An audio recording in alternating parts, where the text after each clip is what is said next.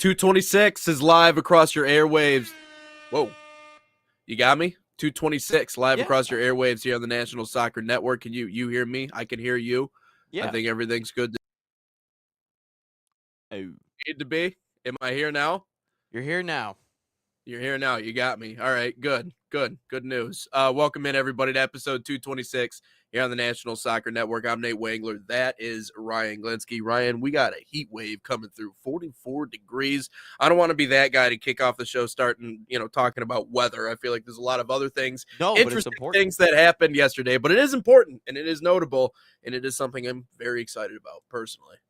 Yeah, it's awesome. I get to it doesn't hurt when I go outside. I can already see the sun peeking through. No, it's gonna be great. It's gonna be a great day. That's exactly it. Yeah, it doesn't hurt when you go outside. That's in fact the best part about it. But we got a stacked show for you here today. Get into hour number one, our soccer conversation. We got a lot of stuff to talk about there. Alex Freeman making his debut. Now 25 Americans have played in top flight leagues. Also ESPN's list of top 25 managerial spots across the sport of soccer. Where does the U.S. men's national team fall on that list in the top 25? Also, today may be the day that Man United fan actually finally cuts his hair. Ryan Glinsky, our very own Ryan Glinsky, made a video on that a little bit earlier. But Ryan, first, I wanted to open the show today by talking about this. Nothing in terms of brawls or brush-ups or fights or anything in the NBA would ever be complete if there wasn't one team involved in the tangle or in the tussle, and that is the Detroit Pistons. Damn And straight. to those who maybe Bad boys. to maybe That was awesome last night. That was it so sweet. was. And to What a great those who game. maybe don't understand the lore of Detroit basketball or just maybe don't understand the sport in general, I would go back and look up the bad boy Detroit Pistons. There's documentaries, there's YouTube videos, all that other stuff. We don't need to dive completely into that, but it does in a way kind of feel like it's back for Detroit. They're back to having that edge. They're back to having that attitude. Well, they've Isaiah had Stewart. it. It's Yeah, never they've been had it. gone. Right. But it's coupled with obviously the success that they're having now. I'm just saying the identity of Detroit basketball when it comes to the fans, the players, anything. It feels like we're getting some of that back. Now it's not going to feel the same without the Palace, but man, crazy fight in that game last night. And obviously a big win for the Pistons, snapping the winning streak for Charlotte.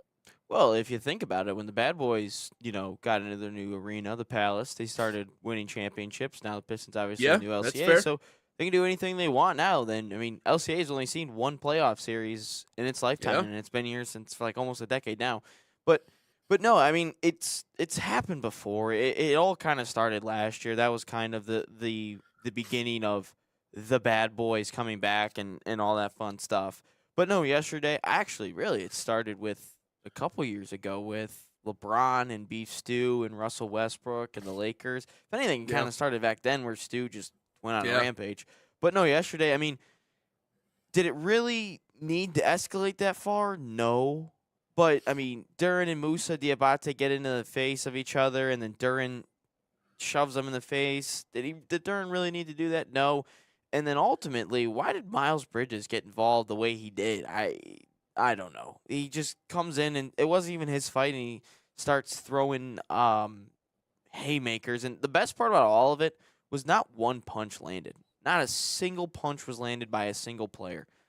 Nobody landed it. And then obviously Bridges comes over again, starts swinging the Beefs too.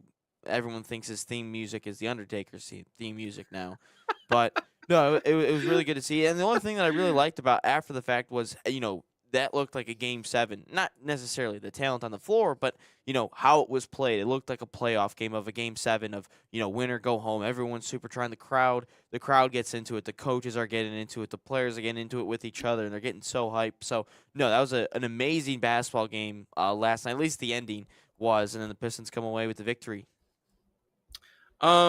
Yeah, well, and you're right. In watching that too, the biggest question here coming into the show, and we'll touch more on that once we get into our all sports section. I wanted to dive in that a little bit more. I will say I don't know what Miles Bridges' involvement was completely. I've watched the videos, but all I'm saying is that I'm happy. I'm happy that he took a break from punching women to go out and maybe punch someone that was his size. But anyways, we'll get more into that a little bit later on. Didn't Yeah, know we were so going we'll there. we'll we'll talk on Miles Bridges. I ain't done with him yet, but let's get into our opening topic of the show here today. Who would you least want to fight? Are we talking in the NBA or are we just talking in sports in general? Well, when I sent you the text this morning, it read, "What athlete would you not want to fight?" Cold open athlete you wouldn't want to fight. So it's an Athlete you athlete. It wouldn't doesn't want have to to be fight since basketball. it doesn't have to just be basketball. Okay. An athlete that All I would right. not want to fight. Honestly, Jalen Duren. I wouldn't want to fight Jalen Duren. I mean, the dude is just a mountain of a Yep.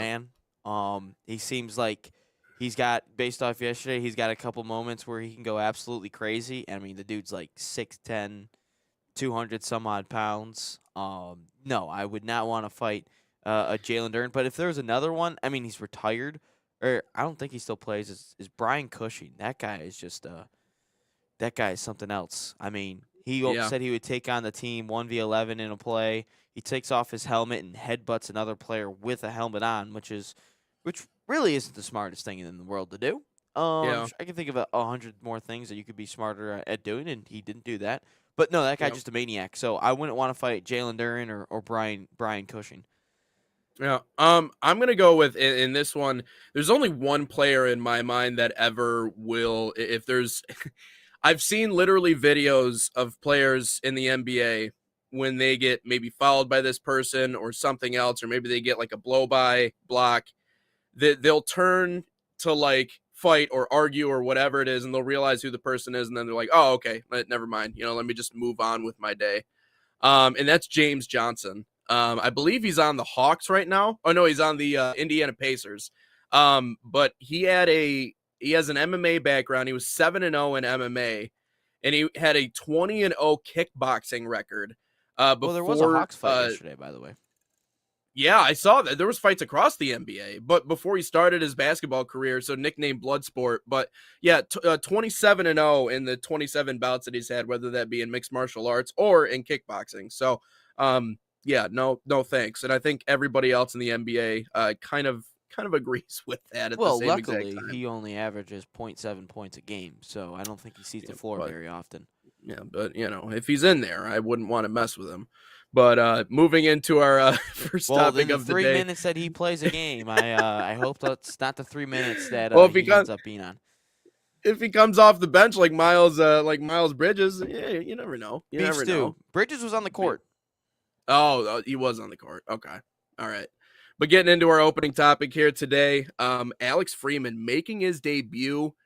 Now 25 Americans have played in top flight leagues this year. I don't know if that number is necessarily a record. I'm assuming that it would be a record. But makes La Liga debut in Villarreal's win yesterday. The right back Alex Freeman made his debut for Villarreal, coming as a second half substitute in the Spanish La Liga's team win on Monday. He scored twice in each half to hammer the win home 4-1 in La Liga and hand the club its heaviest defeat of the season. He joined them from the MLS side, Orlando, in January. A deal worth approximately, it was $4 million up front, potentially rising to over $7 million with performance-based add-ons. Obviously, the son of former NFL wide receiver Antonio Freeman, MLS Defender of the Year honors last season, and is in the mix to be a part of the USA's World Cup squad later this summer. And you focused a ton on him in conversations about, I know we kind of earmarked what players are we looking at the most coming into the new year in terms of cementing their place in that 11. And Alex Freeman was one of your focuses. But what is your biggest takeaway from him making his debut the other night? Didn't even watch it, so couldn't even tell you. Doesn't matter. The whole conversation is not about Alex Freeman. Congrats for him. But no, I'm talking about 25 Americans in top flights. That's the focal point. Like, that's impressive. And if we look at it, here's a little quick breakdown based off the league. 3 in Serie A, 4 in Ligue 1, 3 in La Liga, 4 in the Prem, 7 in the Bundesliga, 3 in the Eredivisie, and 1 in the Croatia League. I don't even know the name of the Croatia League, so I just put Croatia League. But, like, just looking at those numbers, that's impressive. And we're looking at this, and if you were to tell an American a decade ago that you would have an American soccer fan that in a decade, 25 USA players were to be in European top flights, that's unbelievable. Like that is groundbreaking for the men's national team. That is 100% a record. Like Yeah. we talk about after 2018, the movement of players, going from the MLS to overseas. This is it. This is showing it right here. That's Yeah. an impressive feature right there. And look, and this isn't just playing in the Danish league or the Norwegian league or the obviously the Croatian league right there. It's not one of the higher up ones. This is the top of the top. Serie A, La Liga, Ligue 1, EPL, Bundesliga. That's impressive. This isn't just some they're playing overseas, but they're playing in the worst leagues that might be on par with the MLS. No, they are killing it and the top flight. For Alex Freeman, great move for him. Let's see what he does on a regular basis and see if he gets some starting minutes for sure. But right now, the discussion is how great is this for the growth of American soccer, the men's national team overall, and what is eventually going to be the domino effect of this? How many Americans are we going to eventually see continue to trickle over? And we're already seeing it with 17, 18-year-olds that are being bought from MLS sides. And this is just an impressive feature. And that's something that has to be highlighted, all across the country in terms of American soccer.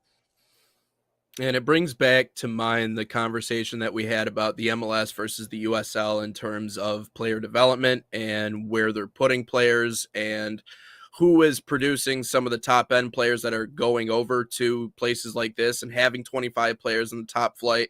And I think they're doing a great job of that. But I also imagine that it's hard because we're having two different separate conversations at the same exact time right now. First of all, on its face, it's amazing that we have 25 players over there and a lot of them playing in top flight leagues like you were just talking about. And not just that, but contributing.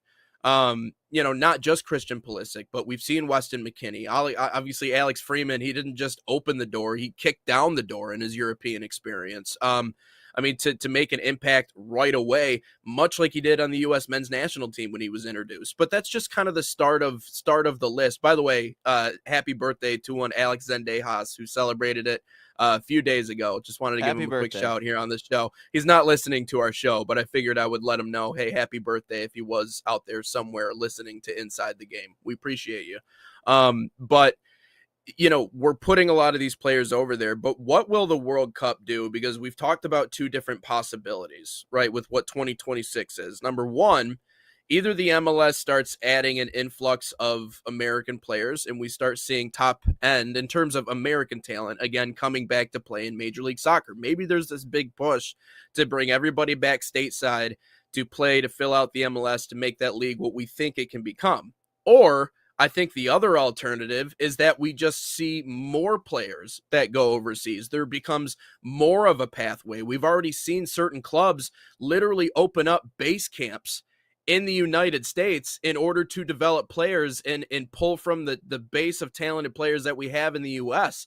That connection continues to get stronger. And I know you already made a video on one certain club that's done it, but that's only really the start. And so we're going to continue to see more of that. So it really, in my mind, it could be one of two possibilities, right? Either you're going to pull a lot of them back and they're going to stay here in the US, or they're just going to continue. Yeah. Which is not a great idea, especially for their personal careers. But I think that pathway is only going to continue to get stronger and stronger.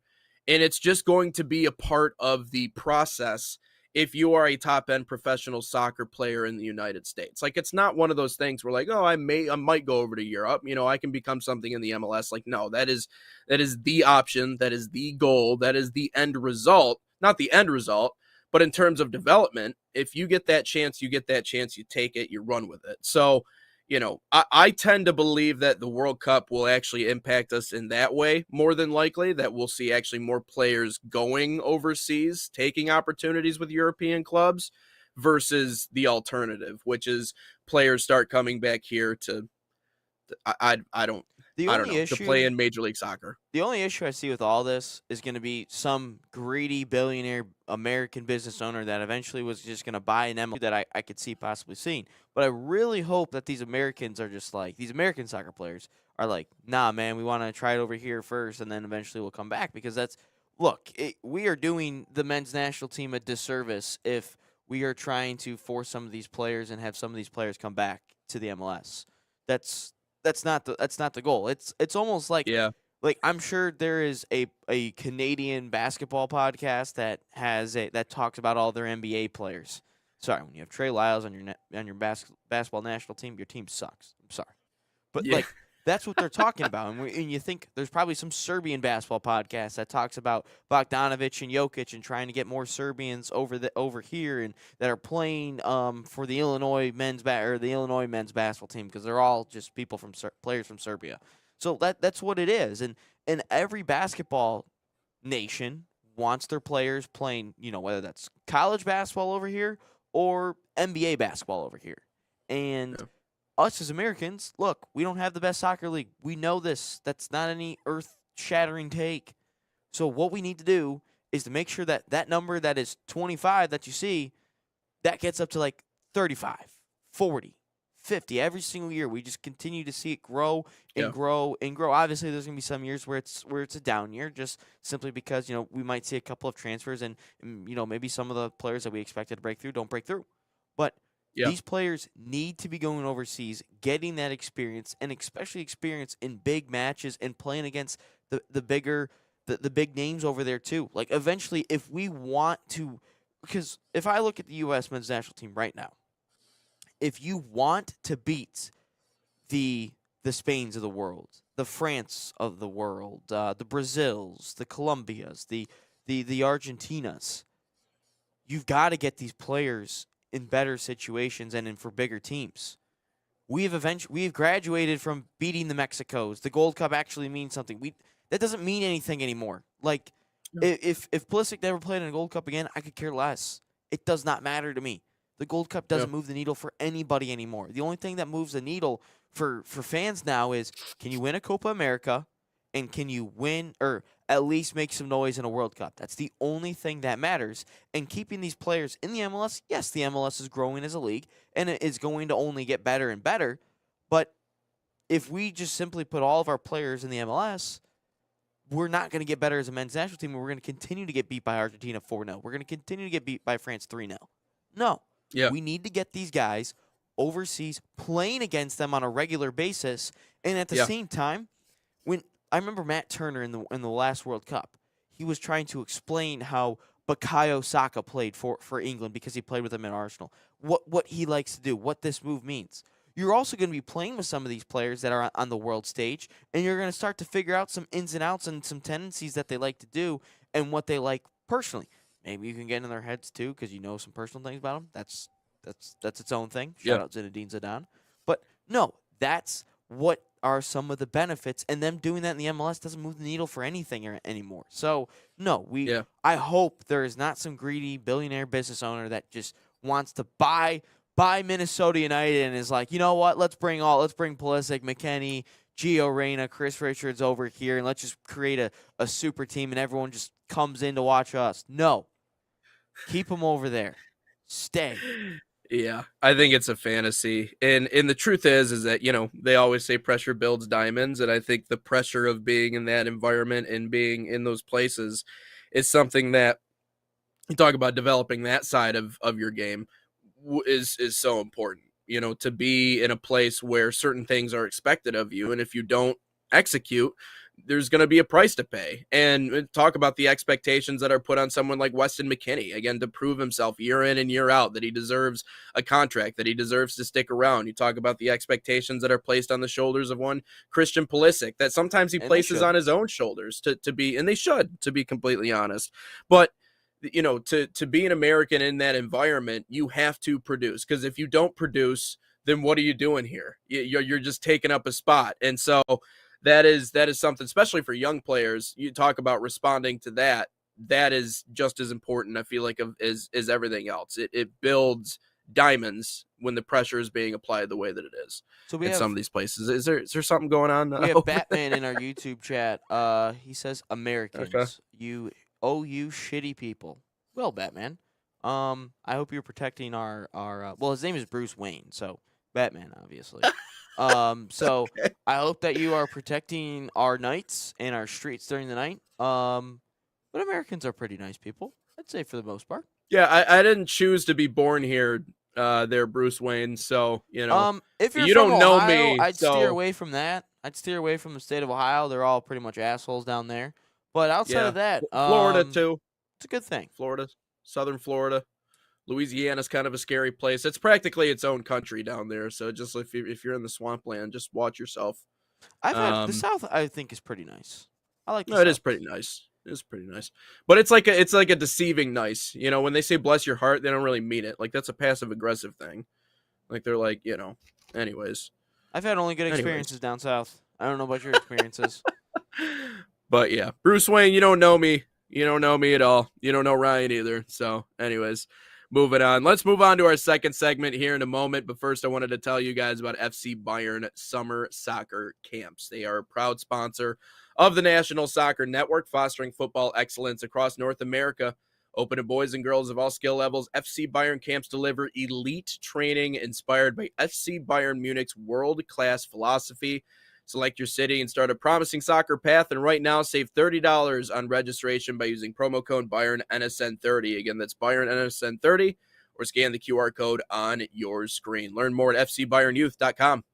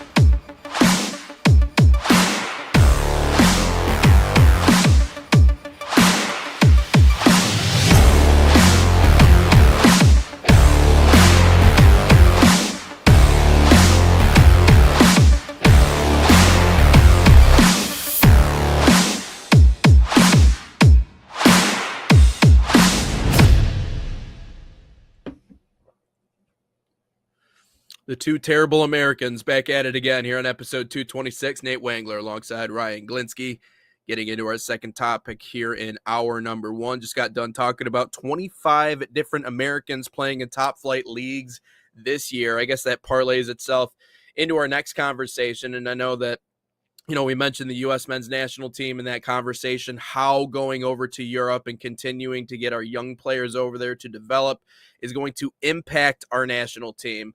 So that leads us into our next conversation. Where does the U.S. men's national team fall in terms of ESPN's rankings of the top 25 best and worst manager jobs for clubs and national teams? Ryan, I wanted to get your opinion on some of these separate, ones. Or are they all as one?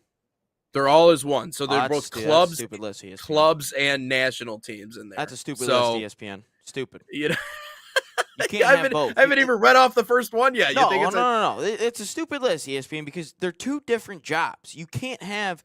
They have to be separate. It's like having a college. It's like ranking NFL jobs and college jobs as the same thing. You can't have that. So ESPN, be better, because the international jobs, you only get so much time to actually impress people. Whereas a club is a totally different story. So ESPN, be better, please. So let me ask you this: you can be a manager of a club side and a national side at the same exact time? I'm sure you probably can, but it'd be stupid. So therefore, it'd be stupid. If you're managing a national side, it would be stupid to manage a club side at the same exact time. I don't think. Yeah, maybe I'm wrong. Maybe it'd be done. Yeah. Okay. So you would have to choose between the two then, right? Like, let's say France wanted you to be their national team head coach, and Man City was like, hey, come be, or not head coach, manager. And Man City was like, hey, come be our guy. You would have to choose between the two, right? So I'm Yeah, sure you've you could list them eventually. separately on a list, right? Bro, no, I don't care about FIFA. I'm trying to search it up, but it just keeps giving me FIFA. No, I don't think any manager manages both. But no, you would choose both. It's what do you want?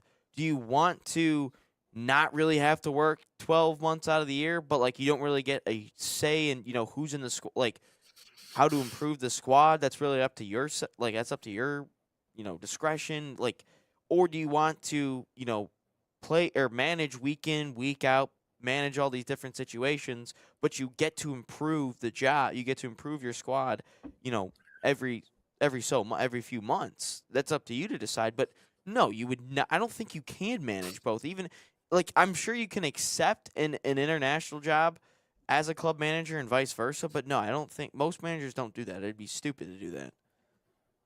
Okay. It's not like American. It's not like basketball or hockey where like you only play once every 4 years or once every 2 years in a summer. No, like that. These are people's full time jobs. No, I don't think you can do Yeah. both. Yeah. No, I agree. And I mean, with them playing at mostly, well, sometimes at the same time, but also you're right. I mean, the weight of expectations and managing personalities and everything that goes into that. Of course, you couldn't do both, but just wanted to get your opinion on some of these on this list. So I do think it is interesting. They're two different styles of jobs, but all I know is that they combined both in this list That's and stupid. ranked them. Yeah. So, anyways, number one on the list is Man City for obvious reasons. Pep Guardiola has been the manager for nearly 10 years, so nearly a decade. He makes a ton of money, that's for sure. 119. Um, 119. yeah, Sorry. yeah, 119. he has one of the Um, deepest and most talented squads in the world. But yeah, they put Man City number one on this list. I don't think. See, the Man City job. It depends what happens after Pep leaves because you have the 119 Yeah, financial fair play charges. So I don't know how much longer this job would be on the list because of that exact reason. Right now, I wouldn't even say it's number one because of the financial fair play charges that are currently going on right now. You can't yeah. say the number one job in the world has 119 financial fair play charges that are currently ongoing, and there's an investigation on your club at the specific moment in time. You cannot say that's the number one job. ESPN already a horrible list. They're already 0 for 2. Yeah. Well, so not only that will be hanging over your head, but obviously they won't have the courtesy of the amount of patience that, I'm sure would be given in other places No. because of what Pep has already done with Man City. So it's, they're great. But there are a lot of things that would hang over your head. And we all know the next guy would probably be the one to deal with that once that bubble actually bursts. Number two on the list. I think you'll appreciate this one. Arsenal is number two on the list. Um. ESPN says it's a similar situation to the City job, minus the quandaries that come with getting paid by a sovereign nation. Much like City, though, the next Arsenal manager probably won't get the same patience and power as Arteta does. But how do you feel about Arsenal being number two on that list in terms of managerial spots? Well, if Stan was running things, I would say no. This is not a top 10 job. But with Josh Mhm. running things, I would say yes. I would say yes because of the patience that they've given Arteta in his tenure so far. I mean, this guy was close to getting relegated for a couple of months there and still kept his job somehow. But no, they've shown to invest in the squad. They've shown to invest in the academy, and you have a really good academy that produces a player in your squad rotation at least once a year. So you have that going on. You have good financial backing. It's a big club. You're playing in front of 60,000 plus every home game, and you're in everything. Yeah, I would honestly say the Arsenal job is probably better than the Man City job simply because you get the patience and you don't have the financial fair play charges looming over you. I mean, that's kind of a big thing. But no, I Yeah. think Arsenal's a 100% a very very good job, but I think the patience, from Josh is a very very important thing. I'll just read off number three, and then we can get into. I'll just quickly wrap up the top five, and then we can get into where the U.S. men's national team is. Also, Man United on this list as well, towards the top. But Atletico Madrid is actually number three on this list. Yeah, that's very It's funny. Arsenal Yes, like. It's a lot of patience, yeah, a lot of it, financial backing, a lot of patience. I mean, Simeone's been yeah. there for years. Like And you don't have the same weight of expectations as managing a place like Real Madrid. no, So, you get the money, you get the resources, but you don't get the expectations on top of it's it. like a it's like a Michigan in a way. Over like Real Madrid, if you picture that as Ohio State, Yeah. Atletico would be like Michigan. Like Mhm. yeah, there's a lot, there's expectation on you, like, but it's not as crazy as expectations of you have to win the Champions League and the Premier League or a national championship every single year. You kind of have to, Right. win a couple big games, be in the conversation, but as long as you're in the conversation and you're there, it's fine. And Simeone's been there forever. So he's won a Premier, or not a Premier League, a La Liga title at least once Mhm. when Luis Suarez was there. So yeah, no, I could see Atletico being number 3. I could see that. It's all about the patience, and that's why Arsenal and Atletico are so Yeah. high up. And I'd honestly put Atletico over Man City too because of the patience and the financial fair play. Man City should be Yeah. outside the top 10 at this point. But it is mentioned at the end that Apollo Global Capital, private equity firm with around 900 billion in assets, bought the club in November. So there's a sneaking suspicion that they could be the ones to really start taking over decision making for the club. And that could obviously go one of two ways. That could go really well, or that could go really south, depending. So that is something that could certainly change. Obviously, it's only been since November, so there's a lot to be decided there. Number 4 and number 5 are two national sides, France and England, the two most talented Oh national teams in the no, world. no! It's hard to see that changing England anytime shouldn't be in soon. this. This, according to No, ESPN. You don't believe England's in the top 5? no, because their fans are nut jobs, and even when you make a semifinal, they're pissed. No, Yeah. England should Well, not be a yeah. top 10 job. Like Southgate has only done good for them. He's gotten them to a Euros final. He's gotten them to semifinals Yeah. twice in the World Cup. Yet they hated him.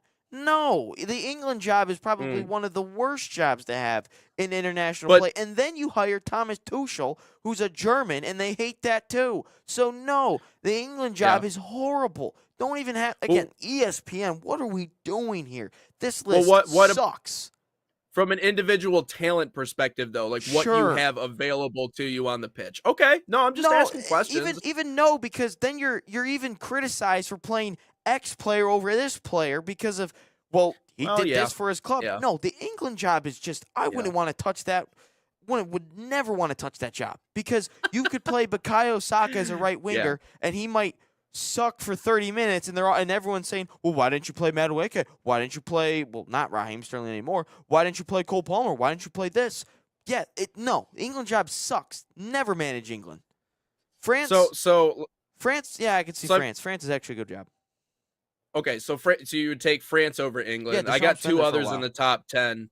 Two other in the top 10. Let's see if you would take either of these two over England. I'd love to see what your re-rank of this list is, but how about Spain? Would you manage Spain over England? Hell yeah, I would.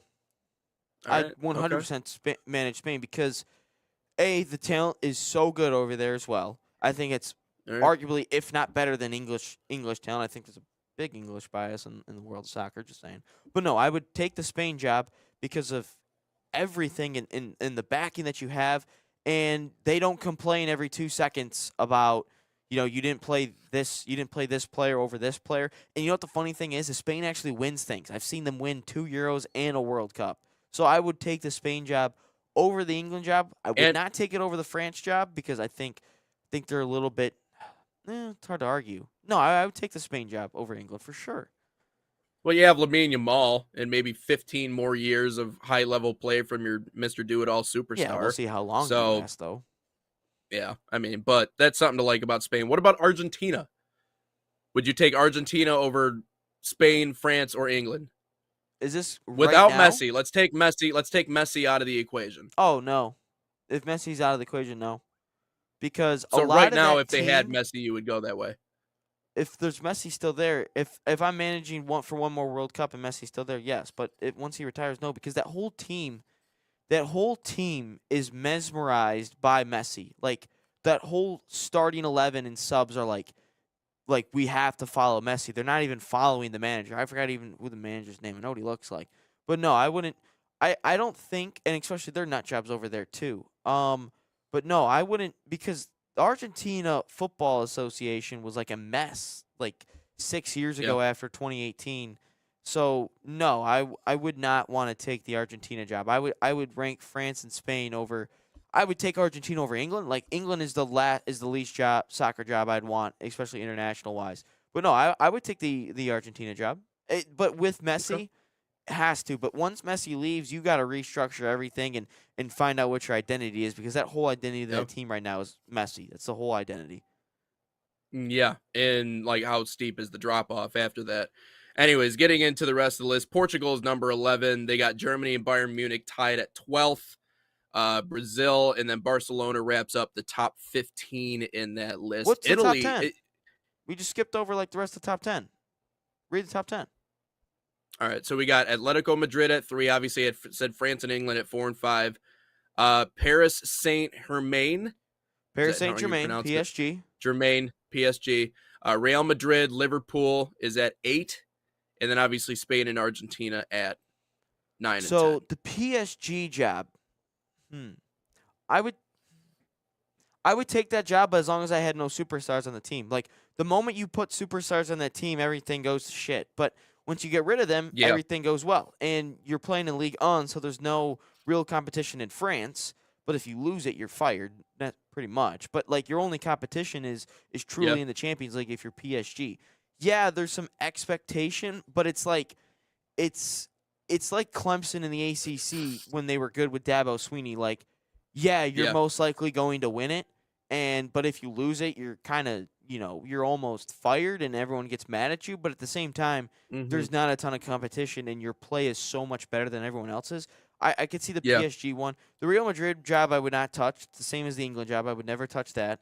The Liverpool job is interesting because well, the Fenway Group just sold something massive recently, so they're putting more money into the Liverpool job. I mean, you're given 500 million, and even when you spend 550 million on a squad, and you are nowhere near expectations, you still have a job. And I would come back. I'd say the jury is still out on Liverpool, and it depends what Yeah. happens with Arne Slot after this season. If he's still there, yes, I would take the Liverpool job. But if he's gone, Yep. no, I wouldn't take it as much. But yeah, that's what I would say. Yep. The Portugal job, Jace. Oh yeah, the Portugal job. Yeah, now that Ronaldo's out of the photo, yeah, I would take that because Hey, Portugal. hey, If if the Argentina job turns into what Portugal is now, so after your superstar, greatest player of all time leaves, and this is what it turns into, then yes, because Portugal still has some really good talent on the horizons and currently on their senior team. So I would say yes to the Portugal job.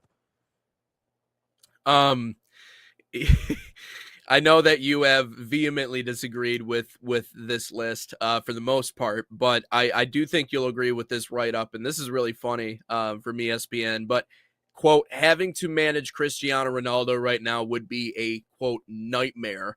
Yeah, You basically have to find a way to convince one of the most famous and powerful athletes to ever live that he needs to come off the bench and he can't play 90 minutes every game. And if you don't do that, which you you won't, and hurt they your even team. mentioned that in here, you have to find a way to build your team around a mostly immobile 41-year-old striker who Yeah. still takes bad shots and does No, obviously that's zero that's defending. accurate. So That's accurate. so I That's think that's probably why Portugal found themselves outside of the top 10. It's still Portugal. You're not, I mean, you have quite a bit of talented players, but Ronaldo still thinks he's Ronaldo from a decade ago, yeah, I which know he's obviously he he's got a not. massive ego. But for the Germany Bayern Munich Yeah. job, it's essentially the same thing, but the Germany job is harder because Bayern, you basically run the Bundesliga, good academy system. You can buy everybody in the Bundesliga that's, good outside of Florian Wirtz who Yep. went to Liverpool. But I would take the Bayern job over the Germany job simply because you win everything in Germany without even, taking a sweat. So, yeah, Yep. no, I Yep. take that. Looking at a few more international sides. So number 17 on this list, and I'm just going to pick and choose the rest of the way. Number 17 is Italy. And I love their reasoning for it. They go, I'd say this is more of a quote, it can't get any worse, unquote, type of gig. And I would have to agree with you. Like they have regressed so much since their World Cup in 2006 that truth is that you might just improve just based off of just sheer dumb luck. If you're just in the right position and you just end up going on a hot streak, well then good, because that's something that Italy desperately needs. Now, they can still get into the World Cup, but I don't know, they've just fallen so far since 06. I mean, I remember when I was really young, like Italy, like watching them play in the World Cup, I felt like they were one of the best nations in the world in the sport, at least national sides, but I feel like they've fallen off a lot. So Italy would be an interesting one. I don't know. Yeah, I would. You talk about the fans being tough on you. Yeah, So Italy since would not want to 2006, be the place to be. early exit in 2010 out on the group stage. 2012, you Yeah. lose in the Euro finals, got killed. Then you have 2014. I know they lost in the knockouts. 2018 and 2022 didn't qualify, but they won 2020 or 2021 because of COVID. But you won that in the Euros. I'd still take it over England. I'd take any international job over England. No, I don't mind it being. Where's it ranked though? Where's it ranked on the list? 17th. 17. So it's in terms of national sides. What are the other international jobs? What are the other? So Brazil is at 14. Okay. Germany is at 12, and then obviously Portugal 11, Argentina 10, Spain 9, France and England are all. Is there anyone after Italy? The United States. Okay. The United States at 19. And we'll talk about that here in a moment. And then Mexico at number 25. Yeah, I wouldn't touch the Mexico job either. Yeah, me neither. Italy. I think you're right. I think if anything, you're going to improve. Like whatever you do, you're most likely going to be an improvement to the team, or in the national team. Like there's still good Italian talent all over the place. But I mean, it's more of you got to restructure that thing from from a national standpoint of. You got to restructure all of Italian football, soccer, whatever it is. You want to restructure all of that. So, no, it's definitely still tempting. It's still tempting. Yeah. Actually, so while we're at it, let's take a break. Let's come back. I want to wrap up this conversation on the other side of our commercial break because obviously we got to talk about the U.S. job and what, in a lot of ways, can sometimes make it an unattractive job, with it being number 19 on the list, and then maybe a little bit about Mexico. But we'll touch on that on the other end of this break here on Inside the Game. Experience the thrill of the game like never before with NSN's Game Rewind. Dive into full match commentaries enhanced with cutting-edge dynamic graphics, Letting you relive the highs and lows of your favorite matches in astonishing detail. whether it's a championship win or a legendary play. NSN Game Rewind bridges the past and future with a broadcast experience designed to captivate. Call 586-304-4405 And start watching today.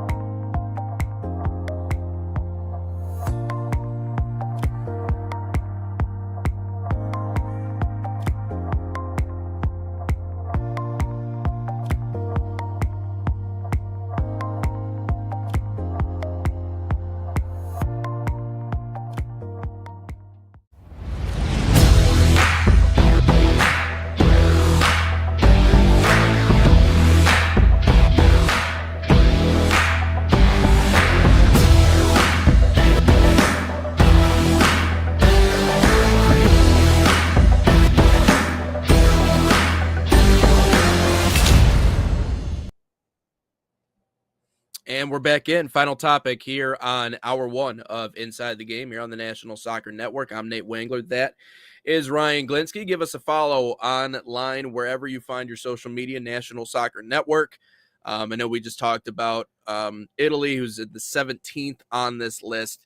But the United States, Ryan, to answer your question, I know you were asking a little bit earlier, U.S. is 19th on the list. And it says, a lot of American fans, obviously we think that this is a great job in some ways, but not a great job in other ways. I think it really starts with the multiple different schools of thought. Can be something that's really hard, especially if you're not from the United States and you don't understand the unique struggles that come with the American soccer experience versus the rest of the world. Those are a few things just to start off with. But one of the biggest issues is just the lack of meaningful games that the U.S. plays in throughout the course of the year. You can look at, there's a handful of tournaments, a few different tournaments in which you're presented with knockout games, but rarely inside of CONCACAF are you going to be pushed or tested or expected to play beyond good form in order to win games, because you really only have to deal with the likes of, again, Panama, Mexico, and Canada, maybe. And so to think that someone like Mauricio Pochettino will literally only have a handful of meaningful knockout style, high leverage games going into the World Cup is troubling, because there's other European sides that this is not the case. You're going up against any so many job, heavy hitters. The small right. window. But happens everywhere. Right. It is a very small window. Right. But he took over obviously after Copa America in 2024, but missed one major continental tournament of the cycle. But, you know, as a nations team coach, you barely get to train. The soccer you have to play is more rudimentary, and you're limited by the arbitrary borders and citizenship laws, but you get to pick your players, and you're the guy at the federation, obviously. But not only that, you're dealing with obviously a lack of talent compared to some of the top end sides in the world. But the expectation is obviously, if you're in the U.S., that you're going to win. Either that or dealing with the weight of the expectations that you're not going to win, that you're not going to get out of the group, and everything else like that. There's a lot of pressure, but it feels disjointed, and it feel like it would be hard to really kind of get all that moving in the same direction. To be honest, there aren't really expectations as long as you don't embarrass the nation in front of the whole world in this World Cup. That's basically all that the U.S. job is don't embarrass us. And that's exactly what Berhalter did twice. Embarrassed the nation 2 times in the biggest stages that he was in. That's what he did. Shout out Gio Reyna, and then shout out Tim Weah for punching a guy. That's basically what it is. But if you look at the foundational aspects of USA soccer, yeah, that's you're going to run into that. And the only issue is there's so many different sports that everyone wants to play. And soccer is not one of them that many people want to play. But is it an attractive job? I would say from a foreigner, the amount you're making. From a foreigner, no. It's not an attractive job. Could be. It's the way that you see it. But is it even a top 25 job in the world? Again, this is where the whole club international thing makes 0 sense. Because I need to see more international jobs ranked up against this. This is why this list sucks. Yeah. It's hard because I need to see more data out there. I would still say it's an attractive job because there ain't any expectations on you. Like, your expectations is to not create distractions. That's ultimately what your expectations are. You bring up the point, or they bring up the point of, you don't play many meaningful games. Well, there ain't in international play. There aren't many meaningful moments because everyone is doing Euro qualifiers or World Cup qualifiers. That's basically what it comes down to. You play in the Nations League. I really don't care if you win or lose that.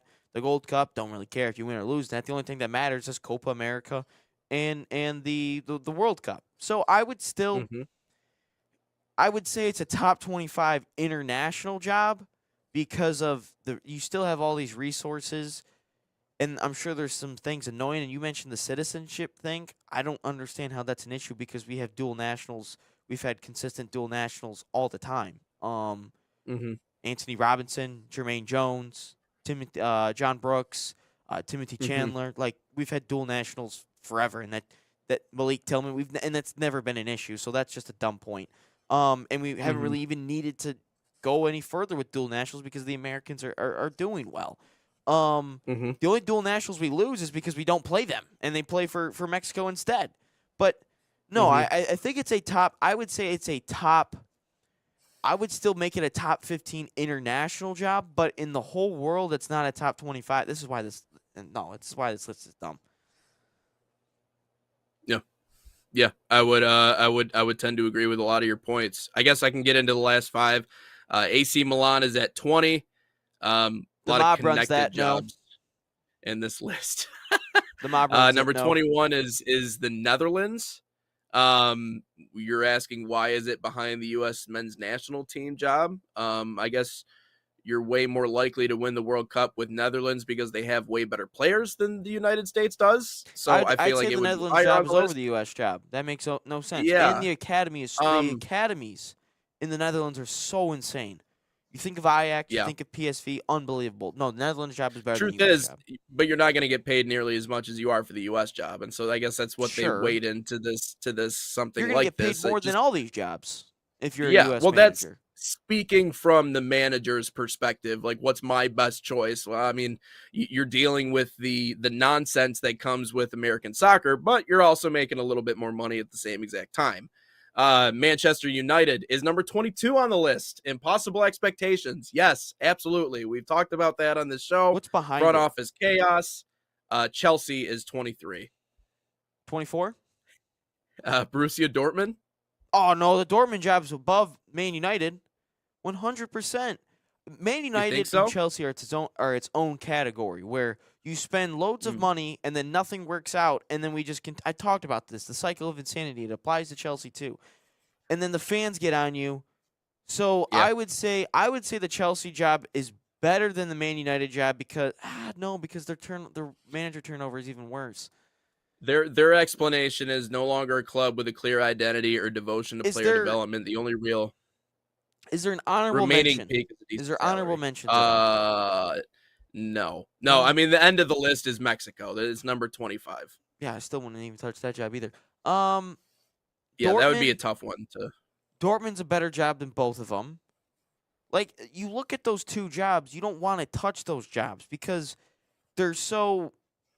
No, because you spend so much money and then you drop a couple of games. Like, Yeah. Maresca was literally second in the league and he had a bad 2 weeks and he gets fired. That makes zero sense to me. Wait, was the Barcelona job not listed on this at all? Was that not Barca listed? was on here. Hold on. Did I read through that one? Let me. I'm going. Like, I don't recall the Barcelona job because I would take the Barcelona's Barcelona top job over 15. both. Yeah, Barcelona's top 15. Oh, It's okay. number 15 on the I don't list. recall Yep. hearing that. My bad. Yep. Yep. Yeah, no, Barcelona. I'm trying to think of ones that were not on this list. What would I take? I'd take the Aston Villa job over both. Liverpool, you said. Tottenham, that's Yep, its own they're top thing. 10. They're in the top 25. I would take the Inter Milan job. Still seems a little bit better, even though the mob runs that stuff. Let me look at the UCL standings. That'll give me a better understanding. You know what's? I think another thing they weighed in on with this list really is the money component of it too, because I keep seeing that as justification for a lot of these teams. And maybe Man United, like to that point, they're going to pay a lot of money. Maybe you won't be around for nearly as long, but they're going to pay a decent amount. But anyways, this has to be Juventus. I would take over both. Newcastle, I would take over both of Man United. Look at what he's done. Eddie Howe. Yeah, I would take a lot of jobs. I don't think those two should even be on the list. This is why we need a separate club list, ESPN. Stupid. This is why you guys don't do anything with Stupid. soccer. Yeah, no. I just wouldn't touch the Man United job or the Chelsea job at all because you suck for 2 weeks and you get fired and everyone wants you out and then you spend all this money. All these players have egos and you can't even get rid of half the players because you spent so much money and you gave them so much money in contracts. So, no, I wouldn't want to touch the Chelsea job or the Man United job, period. The Mexico job, wouldn't want to touch that one either. Would I say the U.S. job is better than the Mexico job? Sure. I think it's the best job in CONCACAF. Could you argue that the U.S. job is the best one in the Western Hemisphere? Maybe. yes. Maybe you could. Maybe because of how In crazy the South CONCACAF? Americans are. And the Argentina job, without Messi, I don't know what that looks like. The Brazil job is its own. Yeah, because the Brazil players end up running stuff. The manager doesn't even. I would say. You would go with the U.S. job over? Really? I would say the U.S. Wow. job is the best in the Western Hemisphere because of this. Wow. I would not take the Mexico job, period. The Argentina job, I have to see what it looks like without Messi because I just think everything is so Messi-oriented in that association, rightfully so. But with Messi, no, the Argentina job is better. The Brazil job I'm not taking, period, because of what I saw in the 2014 World Cup. And then when I saw in Copa America where these players are just like, where these players are running stuff. Look at Richarlison and them just grouping together and making their own managerial decisions as players. And Vinny Jr., one of those players. I'm not taking that job. The Uruguay job, no, I ain't touching that one because of you got beat 4-0 by the USA and you had to have like a 2-hour press conference after the game with the Uruguay media team. No, not touching that. Colombia, I don't know much about. Ecuador, no. Yeah, I'm still taking the U.S. job over all those in South America. Wow. I'm taking that job. If I'm not from any of these countries and I have an offer to go to all these ones in the Western Hemisphere, I'm taking the U.S. job 100%, especially post-Messi. Until I figure out what the Argentina job looks like post-Messi, I am taking the U.S. job. I think it's the best job in the Western Hemisphere. It's better than Argentina. It's better than Brazil. It's better than Mexico. 100%. Well, in terms of the players, no. But I'm talking about expectations, all the distractions that you have to deal with outside of your own bubble, and even within your own bubble, the players are crazy. So, yeah, I would, for all those reasons, and you're going to get paid more money. For all those reasons, yes. Yeah. I'm taking the U.S. job over all of them. Yep, and you would completely have the reins, too, on top of that. But number 22 on that list was Man United. But speaking of Man United, there's somebody that we have to mention before we move on to the second hour of our show here today. And that's this gentleman who will cut his hair if Man United wins one more game. Ryan, tell us a little bit more about who this fine young gentleman is. You know, I've actually never searched up what his actual name is, but I follow him on TikTok. Okay. He's on like 500 days until he cuts his hair that Man United wins 5 straight games. Currently, they're on a 4-game winning streak. They beat City, they beat Arsenal, they beat Fulham, and they beat Tottenham on the weekend. Now they got relegation battle West Ham today. I think it'd be the most Man United thing for them to lose. I really do. I think it would be awesome, too. And he would have to deal with having to cut his hair for like he probably will go another season without cutting his hair. But, I mean, give this guy some dedication and some props. I mean, 500 days without cutting your hair. And Man United, can't win 5 games as it is for 500 days. And it's been more than almost 2 seasons now. So, yeah, give this guy some props. I kind of hope Man United loses just because this guy doesn't have to cut his hair, and it'd be the most united thing to do. So I would personally, no, I want to see him cut his hair. You've been through enough, and especially I hate long hair, and especially if it looks like this. I mean, bro looks like Marwan Fellaini at this point. But like, at least he's growing out, man. At least he's got the fro. At least he's got something going on. Yeah, he made a TikTok the other day of saving money through haircuts and going to the barbershop compared to saving money through shampoo and hair products. So, I mean, he's gotten a couple of shampoo deals, NIL deals, if you wish. So, yeah, I would say this guy's living life a little bit, and hopefully, for you, man, they win today. But for me personally, I hope they lose.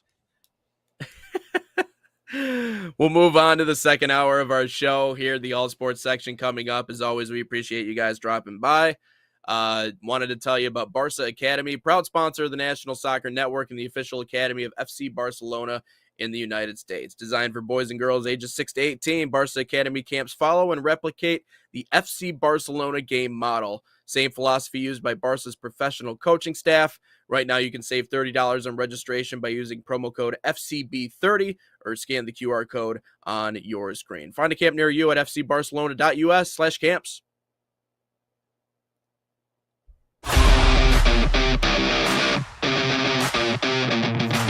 In Barca camp, I see my son grown on and off of the field.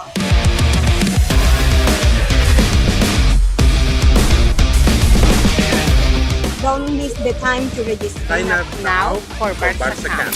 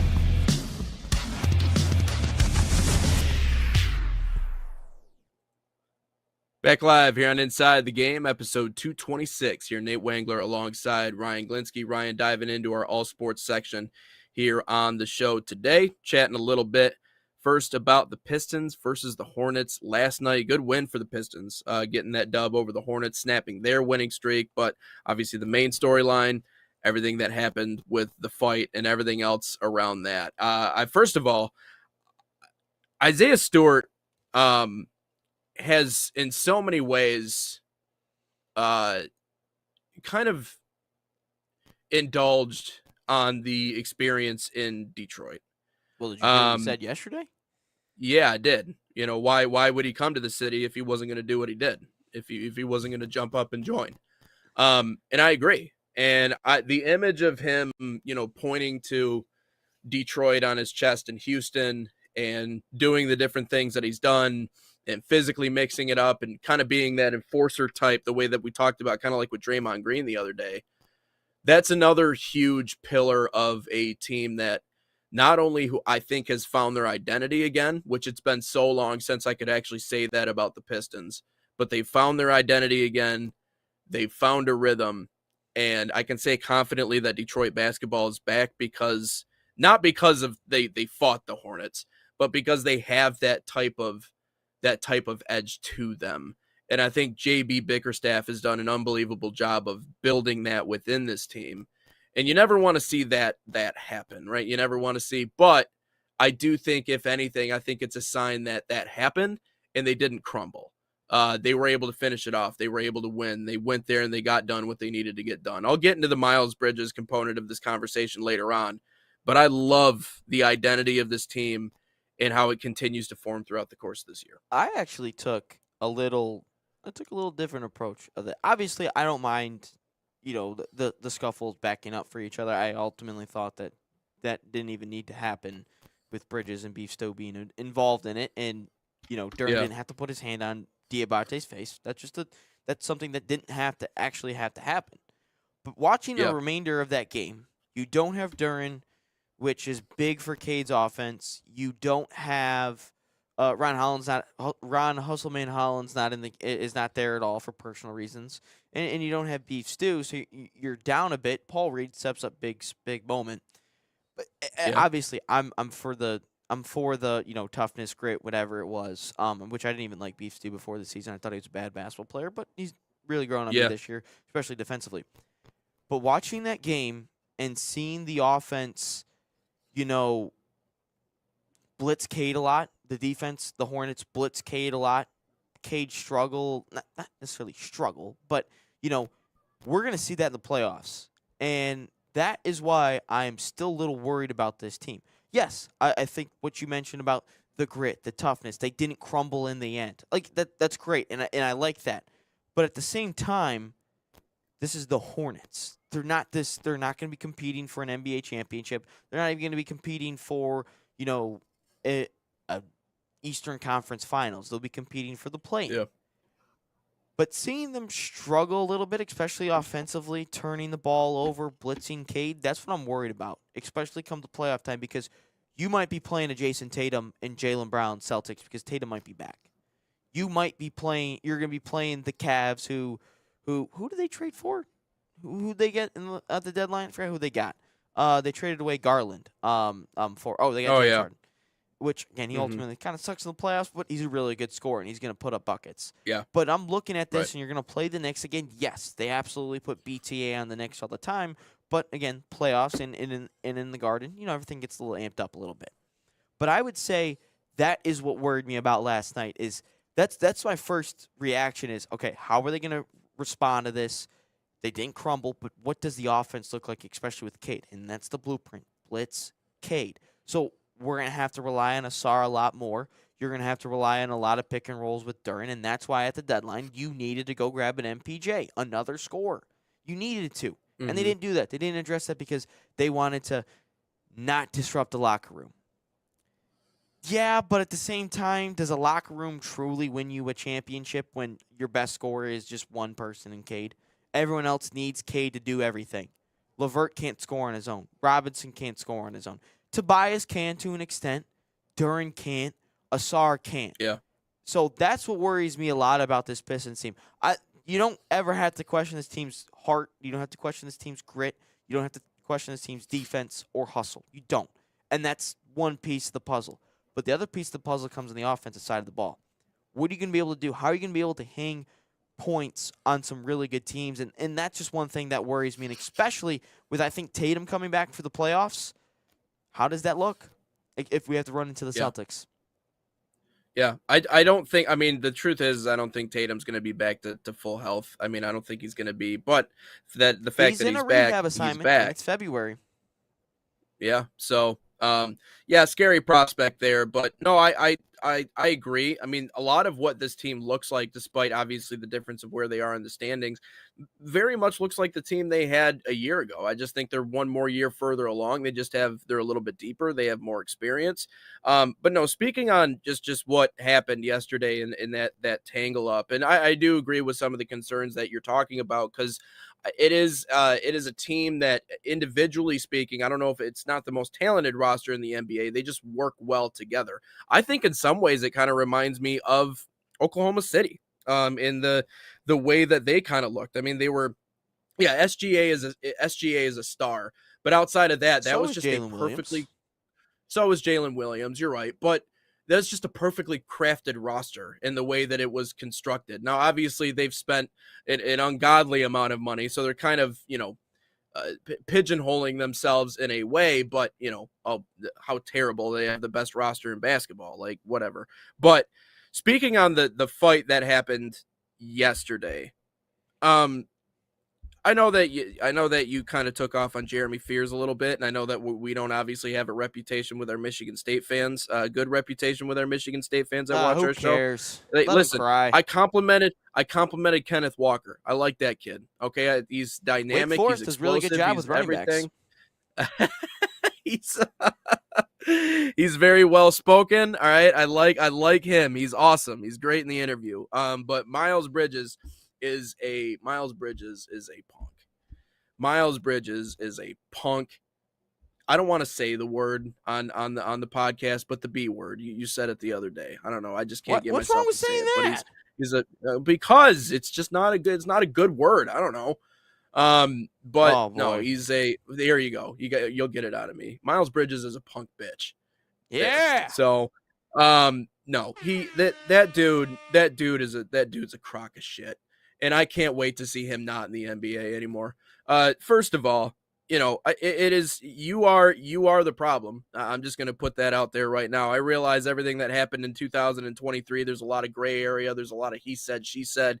But the truth is, Miles, you shouldn't be in the NBA right now. I realize the NBA did a little virtue signaling with their 30-game suspension that they handed you. But the truth is that emotionally you've been off the rails since you came in to the NBA. But it's okay because you're a nobody. And nobody really pays attention to what you do because you play in New Orleans. So no one really cares. Charlotte. Or you play in Charlotte, sorry. So no one really cares.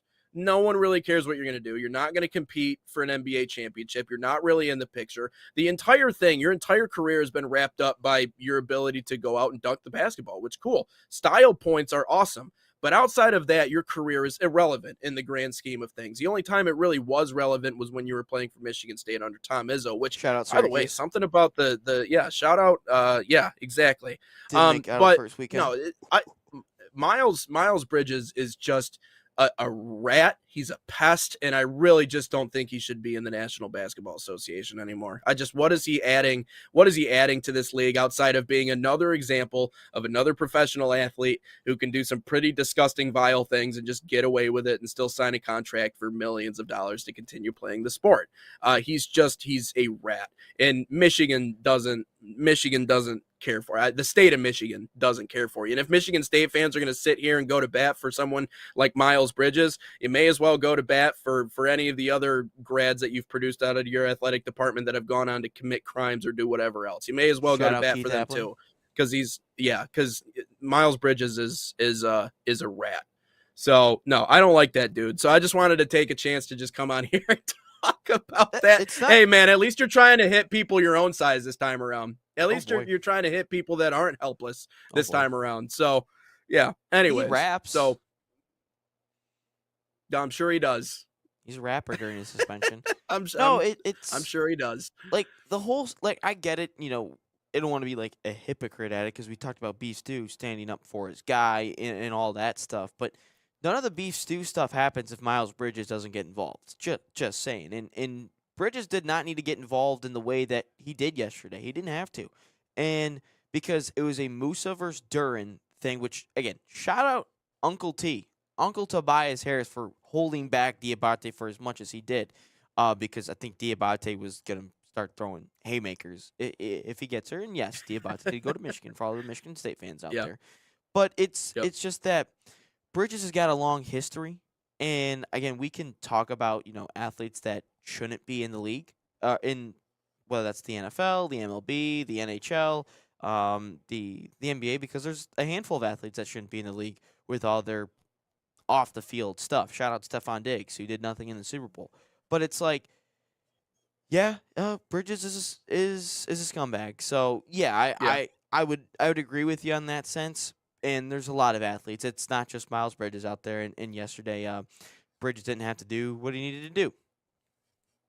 Yeah. So, anyways, where the Pistons still first place in the East, as we get closer and closer to the end of the season. It's gonna be a fun playoff run. That's all I'll say. I hope. I mean, last year was fun. Still hurts that we couldn't beat the Knicks. I mean, that you get that one call on that 1 3-pointer that might swing the entire series back in our favor. But you can't. You can't really hang on that. But it really kind of brought the city back a lot. So I was happy to see that. But anyways, moving into the Olympics and everything along those lines, we'll take a quick break here. When we come back, we're going to get into our second topic. Are the Lions closer to Seattle, or are they further away from Seattle? The Seahawks just winning a Super Bowl. Where do the Lions, are they close to getting back to that point? Is the window closed? I know we've had multiple conversations about what that all looks like, and we'll certainly touch on that on the other end. But first, I wanted to tell you about Man City Soccer Camps. They are a proud sponsor of the National Soccer Network, bringing world-class training inspired by Man City's global football philosophy to players across the United States. Open to boys and girls of all skill levels, these camps focus on technical development, decision-making, and playing the game the City way. Right now, you can save $30 on registration by using promo code MCNSN30. Again, that's MCNSN30, or scan the QR code on your screen. Find a camp near you, usacamps.mancity.com.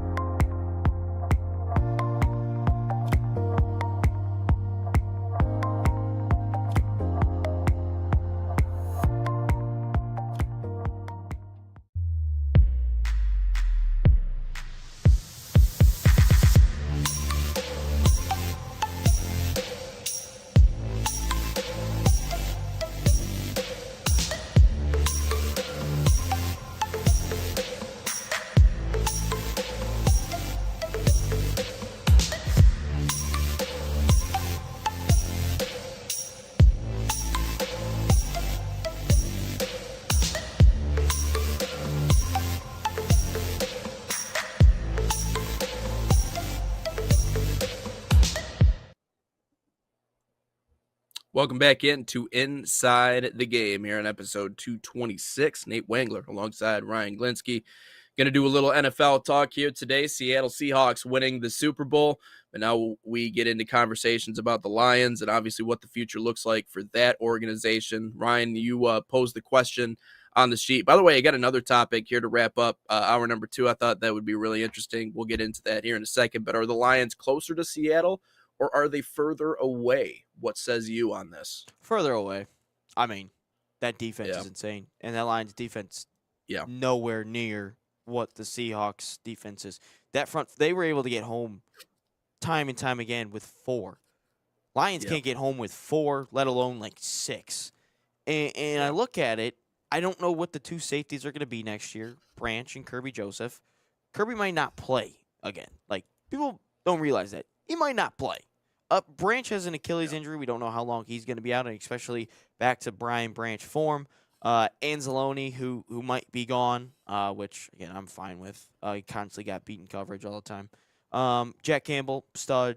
Derek Barnes, still really good. And you have Hutchinson, and AQM can come in specialty spots. That D tackle spot, it's so like if I'm looking at that defensive line, it's not that good. That defense nowhere near the Seahawks defense. And then I look at the offensive side of the football. That's the blueprint for Jared Goff. That is the blueprint of how you can win with Jared Goff. Sam Darnold next year is not going to light it up. Like, everyone kind of talks about, Sam Darnold now of like is how good of a quarterback he is. Well, he's really not that good. I mean, you have Jackson Smith and Jigba on one side. You have Cooper Kupp on the other.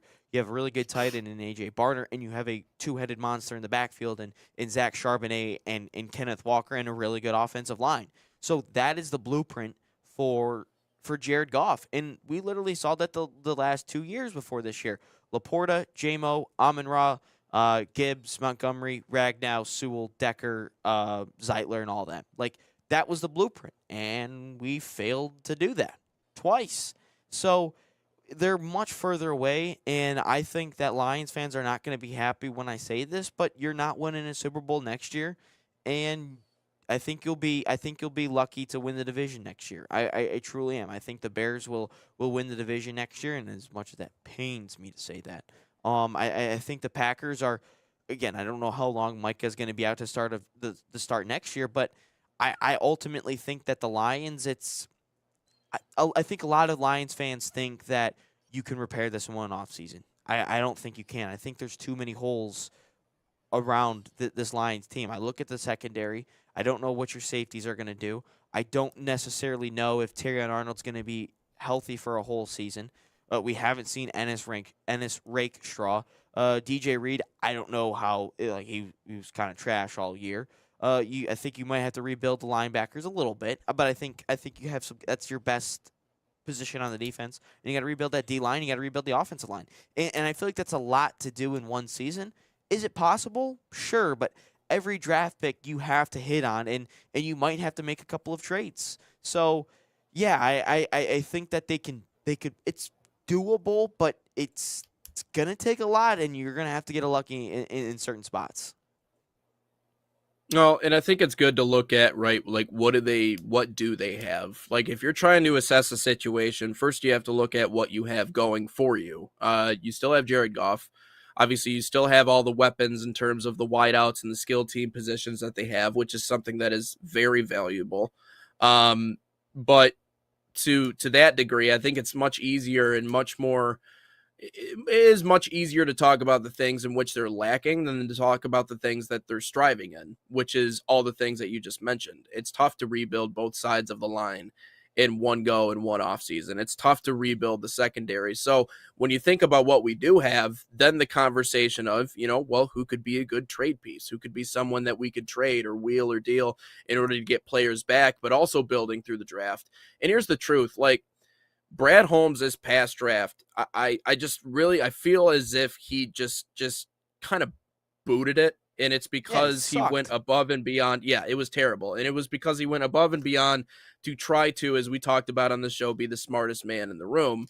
So this has to be his redemption year, and actually proving that he is as good as he says he is, and not only identifying the right players, but developing the right players. Because as soon as injury issues started to become a thing, all of this kind of fell apart. And it went to show you the lack of depth. Yeah, maybe. I mean, when you get into your third and fourth string guys and when you're leading the league in terms of call-ups from your practice squad the way that they were a couple of years ago, you can only do so much. But those are the things that, number one, you have to hit on the draft. You have to identify the key areas, and you have to prove to Detroit sports fans that you don't think that you can just make water out of wine, because it is that's the most frustrating thing in my mind, because these problems were building, but they were ignored. And because we didn't have depth in those spots, and we didn't have the next man up, and we didn't have a second option in a lot of these places, we were banking on aging players in a lot of these spots to just be able to hold up throughout the course of an entire season and the playoffs and everything else. The system had not been created. It was like putting lipstick on a pig in a way. Like you got a great setup and a lot of talented players and the best roster we've had in my lifetime. But beyond that, it is quite literally like jumping off of a cliff to your death, because there's nothing behind them. And so you conveniently ignored, you tried to, the whole Tesla thing, the amount that you traded up to get that kid. I get it. The story from Michigan and all that, but really? Are we serious? So anyways, this upcoming draft is everything. Like, he actually has to prove that he can just address the problems that we have and not do the cute shit. I mean, for lack of better words, not do the cute shit, which I'm not hopeful for. But I would, in terms of just answering the question that's in front of us, are they closer or are they farther? They're farther. Yeah. And there's easily they're farther. Yeah, and I think but the way that the Seahawks did it, you're right, was the formula. That's in a lot of ways what we saw. And Goff, as much as I love him, he is a system quarterback. But I think people look at that and they're like, oh, that's a bad thing to be a system quarterback. No, it's not. It just means you're not an improviser. You're not a Lamar. You're not you're not what an Aaron Rodgers used to be in his prime days. Obviously now with being an old ass, he can't quite move quite the same way. But you're not one of those guys. And that's okay. Like, Brady was a system quarterback. Brady was a stand in the pocket and just, yeah. Brady was the system. Exactly. So it's okay to have a system quarterback, but you have to have a deep, able-bodied roster around him to make that work. So if I'm Brad Holmes, you got to stop drafting projects. Like you said, smart. Yes. We can't be giving up third rounders for three third rounders for Isaac Tesla. We can't. We can't be drafting Manu. We can't be drafting an injured Hendon Hooker in the important rounds. Look at, I guess I was a little too negative in the last point, but there's a lot of good pieces around the Lions still. There's a lot. Hutchinson, Jack Campbell, I think is one of the best linebackers in the NFL. Brian Branch, I think he's one of the better safeties in the NFL, but he's injured. And then I think you have Amon-Ra, arguably one of the best backs in the NFL, and Jahmyr Gibbs. Laporta, if he comes back, and if he comes back healthy, and you still have Jim. So there's pieces around this team. Sewell, I didn't even mention either, one of the best tackles in the NFL. So there's pieces. Yeah. It's about plugging in and filling in the holes, and I just don't know if he can do that in one whole offseason. And like your first round pick is going to be so important, because that's got to be a day one starter. Your second rounder has to be a day one starter. And we got to hope finally that Taylor Decker is going to hopefully retire. We haven't seen anything yet. I know they said that they're going to cut him regardless, so he's pretty much off the lines, which is a big plus because you save, I think, $14 million in cap, which hopefully could go into a Linderbaum. Hopefully, because then you could move Glasgow to guard. Maybe Glasgow retires, so you still have Mahogany and Ratledge on the side of Linderbaum. Then you can draft a tackle. But still, at the same time, if we are still using a first-round pick on, let's say Caden Proctor out of Alabama for argument's sake, he's still a rookie. And we saw Sunday what it was like having a left tackle rookie in Will Campbell. Will Campbell got pushed around everywhere. He was getting dominated at the line of scrimmage. Even their rookie left guard dominated at the line of scrimmage. So we're still putting a rookie tackle on the line, per se. And if I even look at the NFC as a whole, the Bears are going to be better than you. I think if Micah Parsons plays a full season, I still think the Packers will be better than you. I think that for sure. The Seahawks will still be better than you. The Rams will still be better, and I still think. But again, it's the NFL, so anything can happen in terms of the turnover. But if I'm looking at the rosters right now, I still think the Niners are going to be better, and I still think the Eagles will be better than you. So you're still fighting an uphill battle here in terms of the NFC. But the worst part is I think the Bears in your own division are going to be better than you. So what does that mean? You're going to be on the road for some of the playoffs and possibly all the playoffs, if depending on how far you go and in terms of all the other things. But the NFL is crazy, so the Seahawks and the Patriots did not make the playoffs last year, and ultimately both of them were in the Super Bowl. So it can happen, but the odds of that happening, of turning around all in one off season, I just don't like those odds. I really don't. Yeah. Well, and the biggest thing is, like, where do you start? Like, I think that obviously you start with the line. Yeah, that's where you start. You start with the offensive line, you start with the defensive line. And the truth is, and I know we mentioned this the other day, like, the NFL draft is different. Like, you can find really good everyday players deep into the draft, unlike you can in, maybe some of the other sports. And so, number one, it starts with addressing the offensive line for Brad Holmes. Offensive and defensive lines. To your point, Ryan, the lack of a pass rush is really what kind of puts the emphasis and the pressure and as much of the expectations on the secondary as it does. I don't think that Hutch is necessarily the same player that he was before he got the injury. I realize that he was tops in the league in QB pressures. I've also mentioned that I don't really care about that stat. I think it's the most meaningless stat in football, if I'm being completely honest with you. What does it mean that you pressured the guy? If anything, he has a mental clock on every single play. It means nothing. He's always being pressured. What are we talking about here? The stat that matters is sacks. Okay, and so I realize he's a very good player, but you can't simply rely on one guy to be able to provide that for you, because teams are just too good. Teams are just too good, and they can shut that down. But that is the reason why this secondary struggles as much as it does. And now when you factor in the injuries, you got one guy with an Achilles injury, which, by the way, it's not easy to come back and be the same player after blowing out your Achilles. Like typically that used to be a career ender. Now, obviously, with modern medicine, you're able to come back. But aging, injured, susceptible, and it's like being bombed without defense. Like that's exactly what the vibe of the secondary felt like, because we could not get home. Now, maybe it was some of our blitz packages, maybe it was some of the looks that we were giving, but you need someone else to help out. You need someone else to help out. And I know that you addressed that part specifically, but on the offensive side of the football with Seattle, I still think we have many similar components to what Seattle just used to win a Super Bowl. I think we still have a dynamic rusher, actually a couple of them, in David Montgomery and Jahmyr Gibbs. Obviously, Jahmyr the far more in the way of dynamic, but we still have a great backfield. We have a great system quarterback. We have the skill position players. We have all of that. The only question is, and you only need to get a couple of them. And if anything, I think New England proved that if you get the right offensive linemen, they can still be productive, even if they're rookies. Now, mind you, they got exposed in the Super Bowl. We saw that. And but playing they got super weak schedule. That helps too. Yeah, well, yeah, that's fair. You're not going to do that in the North. That's so. But anyways, it doesn't take away from the importance of investing in it. But you got it. Yeah, you definitely have to get the right guys. You have to make a couple of signings. It's crazy to see all the gaps and the amount of ego going into last year. Like, oh, we're right back in the conversation. We're right back in this. I'm like, do you guys understand how this works? Do you understand how football works, especially the NFL? Like, it is rare. There are a handful of teams in NFL history that have routinely gotten back to Super Bowls or close to Super Bowls. Like, there are a few in my lifetime, but we've never even been to one.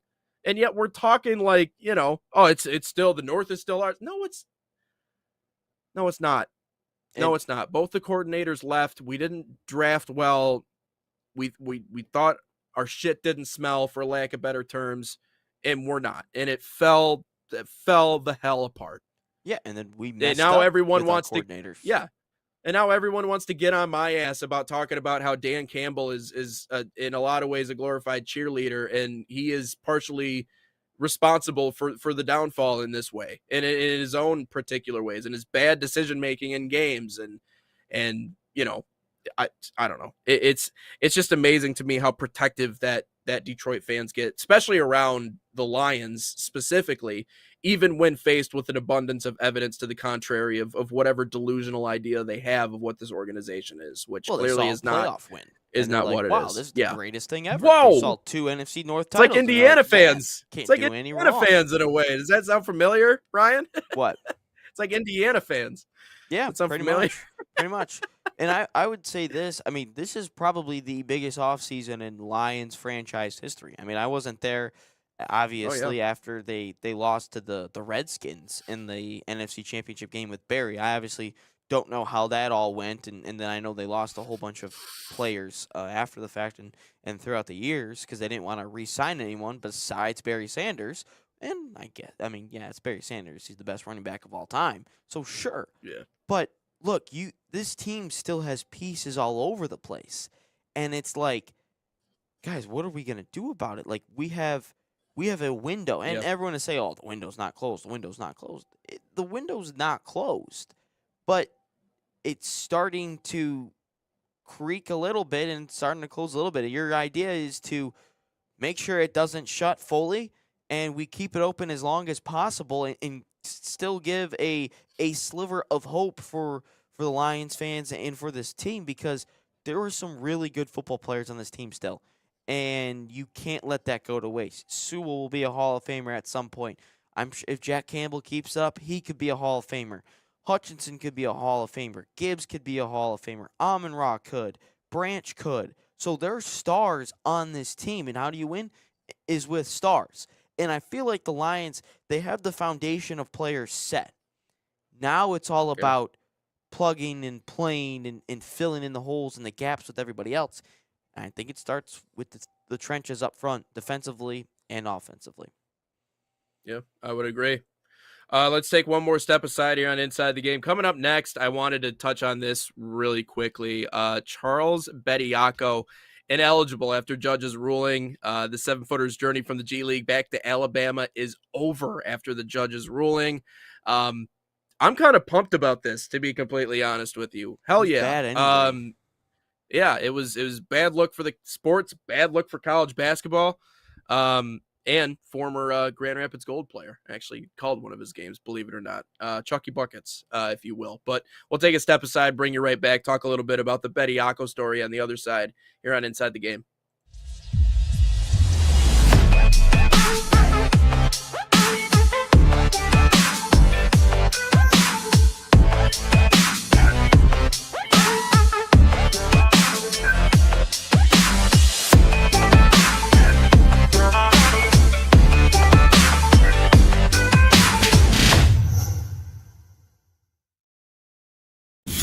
Experience the thrill of the game like never before with NSN's Game Rewind. Dive into full match commentaries enhanced with cutting-edge dynamic graphics. Letting you relive the highs and lows of your favorite matches in astonishing detail. Whether it's a championship win or a legendary play, NSN Game Rewind bridges the past and future with a broadcast experience designed to captivate. call 586-304-4405 And start watching today.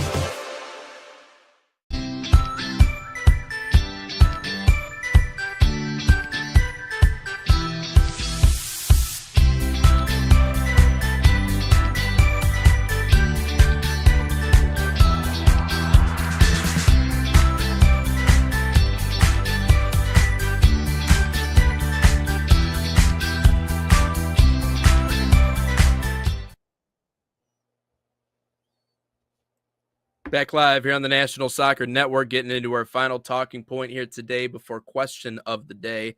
That's a question of the day I'm looking forward to. Apparently, we got one that Ryan was cooking up for a while there, but wanted to touch on this really quick. Charles Bediako is ineligible after judges ruling. The decision, circuit judge Daniel Pruitt, I believe is how you pronounce that, ruled in favor of the NCAA and against 23-year-old Alabama center Charles Bediako on Monday in an eligibility case that sparked widespread conversation and criticism across college athletics. The decision figures to be a major one for the stability of college basketball, perhaps even college sports in general.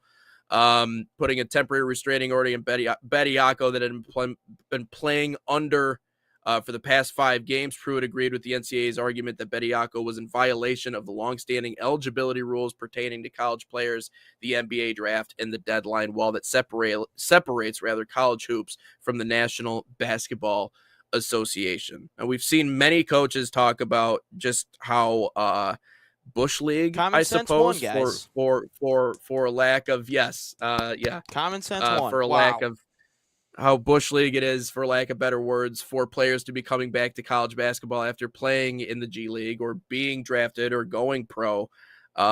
This is really cool. And obviously we can say this is the NCAA standing up for this, but I also just think people are kind of putting this together. And I think I think for college fans, it's refreshing to see something like that. I got nothing against Charles Bediako. I'm sure he had great intentions in wanting to go back to college, but it's not right. And I agree with the Izzos. I agree with the Caliparis, all of them who have really stepped up to be like, this isn't right. And college basketball has to figure this out. I 100% wholeheartedly agree with them. And it seems like, at least in this situation, they did. Wow, guys. It's NCAA. Common sense for a change, guys. Like, obviously the dude left. Why even bring him back? And it's funny that, like, James Nanji sucks too for Baylor. Like, the guy's not even good. Bediako, sure, I guess. I mean, it didn't make a huge difference for Alabama. They still went like 3-2 during a stretch, 4-2. I remember people were saying Bediako's going to make Alabama a national championship contender. No, he wasn't. Alabama wasn't good for all those people. Look, Bediako, if he was so good, he'd be in the NBA. He'd be playing in the NBA. But instead, he's playing in the G League. And for the people who got upset about the Auburn fans chanting G League dropout, well, you put it on yourself, Charles. You in Alabama, you put that on yourselves for those chants to happen. So for you to get upset about that, you presented it. It's like someone is asking to get made fun of. It's like someone says this crazy horror story about how they pissed their pants in public, and it's like, well, how am I not going to make fun of you for that? Like, you can't just put that out there and expect to not get made fun of and then get mad that you get made fun of for that. That's not how life works, man. That's not how it works. And for Bediako, 10 points a game, 4 rebounds. I mean, if he's a G League player, he should be scoring 20 points a night. Just saying. I mean, that's how great he is, and that's how much of a benefit it was. I mean, to be quite frankly with you, the story, great. Common sense finally won in the NCAA. And it's like weird that the NCAA is starting to kind of have some common sense here and there. Like Trinidad gets denied his 6th year. Congrats, guys. UVA quarterback gets denied his 6th year. Congrats. And now Bediako, all we need is James Nanji to get out of here. I mean, congrats, NCAA. You guys are doing something right for a change. Common sense. Weird. Yeah, but after just, I feel like, kind of getting ran over by anybody and everybody who wanted to run over them for a while, it's nice to actually see them doing their jobs for once. Like, the biggest question is the NCAA still capable of being the NCAA? And I think in this situation, they certainly are, right? We have seen glimpses, and obviously, I think it's natural to therefore start comparing. Well, what's this situation compared to James and Jai? Like, well, how was he able to come back? Well, Jai was cleared to play by the NCAA. Bediako obviously wasn't, but he was cleared to play because he's never played in college basketball prior to enrolling at Baylor in December of 2025. And you can see the clear difference there. Like, Bediako was at Alabama for a handful of years, left obviously G League, and then comes back to Alabama after he flames out in the G League. Like, that is a very different situation. And the fact that he was allowed to play games to begin with is beyond me. They're still going to count those games. They're not going to take those games away from Alabama. They're still very much going to count.